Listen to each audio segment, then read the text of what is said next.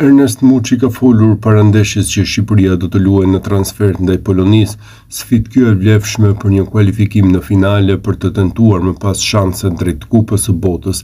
Në një intervistë dhënë për gazetarin Elvis Rexha në Supersport, sulmuesi ka nënvizuar rëndësinë e një përballje të tillë, por shton se në fushë do të hyjë për të dhënë më të mirën që kombëtarja shqiptare të kapë ëndrrën e madhe dhe t'i bëjë të gjithë krenar.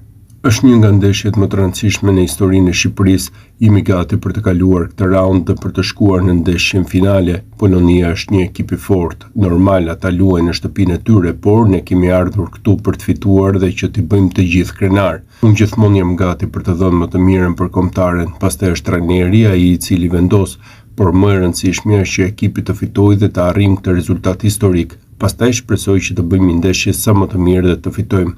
Trajneri, kur të më thras, unë do të jem gati, është deklaruar Muçi. 25 vjeçari potencon se niveli kundërshtarit është i dukshëm, ndaj dhe vigjilenca duhet të jetë maksimale për çdo top që kalon përmes polakëve. Janë ekip shumë fizik, shumë i gjatë, duhet të jemi shumë vigjilentë sepse topat e tyre do të jenë shumë të fortë dhe agresiv për t'i bërë ballë. Megjithatë, ne do të jemi ekip me shumë kualitet lojtarësh dhe besoj se aty do ta bëjmë diferencën.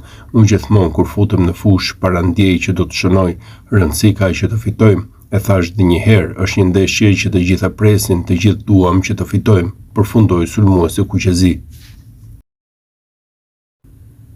Kombëtarja e Shqipërisë do i bëjë llogaritë sot ndaj Polonisë pa Yasir Hasanin, Nazmi Gripshin dhe Klisman Caken. UEFA lejon vetëm 23 futbollistë që të jenë të gatshëm për ndeshjen dhe trajneri Silvinho ka ftuar 26. Sot janë në Serie C Stavropilo dhe Bujar Plana, dy lojtarë që shtojnë forcat në prapavi, po ashtu bie në sy rikthimi Ernest Muçit dhe Anis Mehmetit për llogaritë e sfidës.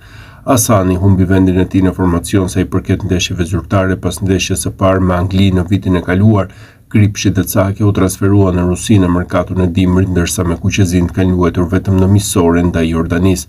Në listën e publikuar janë vetëm 3 sulmues të deklaruar, pikërisht Myrto Uzuni, Arber Hoxha dhe Armando Broja, me tipare sulmuese, por që preferojnë të luajnë si numër 10, janë Muçi, Mehmeti dhe Bajrami.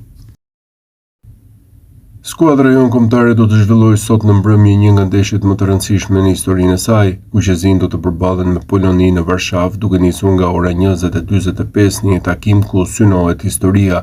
Për herë të parë Shqipëria ka arritur në një tur të tillë të botrorit dhe për të shkruar historinë 11 lojtarët që do të luajnë nga minuta e parë dhe ata që do të aktivizohen nga stoli duhet që të bëjnë ndeshjen perfekte. Silvinho ka pasur 3 ditë në dispozicion për të përgatitur skuadrën dhe pritet që në takimin e sotëm të bëjë surpriza në formacion, sidomos në repartin e sulmit, aty ku mungesat janë më të mëdha. Kështu porta do t'i besohet sërish Tomas Trakoshës, i cili do të ketë para 4 mbrojtës. Në të maj do të luajë Mario Mitaj, ndërkohë që në të djathtë hapësirë do të ketë për Elsejt Hysain. Qendra mbrojtjes do t'i besohet sërish dyshes Berat Gjimshiti dhe Arlinda Jeti, ndërkohë që një nga mbrojtësit më në formë Artian Ismaili përfundon sërish jashtë. Në mesfush Aslani dhe Shehu janë titular të padiskutueshëm, ndërkohë që ka një balotazh mes Ramadanit dhe Laçit, me këtë të fundit më të favorizuar.